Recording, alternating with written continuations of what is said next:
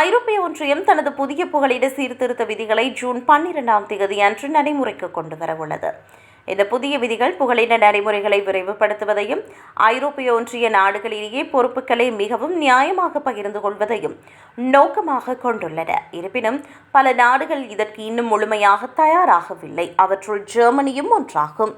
அதாவது எல்லை புகலிட நடைமுறைகள், புகலிடம் கோருபவர்களுக்கான சுகாதார பரிசோதனைகள் மற்றும் கைரேகை பதிவு முறைகள் ஆகியவற்றை ஜெர்மன் மேம்படுத்த வேண்டும் என்று ஐரோப்பிய ஆணையம் கூறியுள்ளது. அத்துடன் புகலிட விண்ணப்பங்களை செயற்படுத்துவதில் ஏற்படும் தாமதங்களையும் ஜெர்மனி குறைக்க வேண்டும். புதிய அமைப்பின்படி புகலிடம் கோருபவர்கள் தங்களது விண்ணப்பங்களை செயலாக்கம் பெறும் வரை பொதுவாக தாங்கள் நுழையும் முதல் ஐரோப்பிய ஒன்றிய நாட்டிலேயே தங்கியிருக்க வேண்டும்.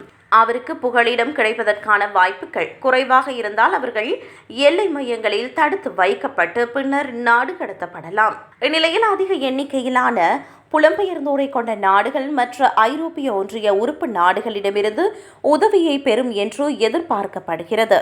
இதேவேளை கிரீஸ், இத்தாலி மற்றும் பல்கேரியா போன்ற பிற நாடுகளிலும் புதிய எல்லை நடைமுறைகளுக்கு தேவையான வசதிகளும் பணியாளர்களும் போதுமான அளவில் இல்லை என்று கூறப்படுகிறது. இந்த நாடுகள் ஐரோப்பாவிற்குள் நுழையும் புலம்பெயர்ந்தோருக்கான முக்கிய நுழைவு புள்ளிகளாக கருதப்படுகின்றன.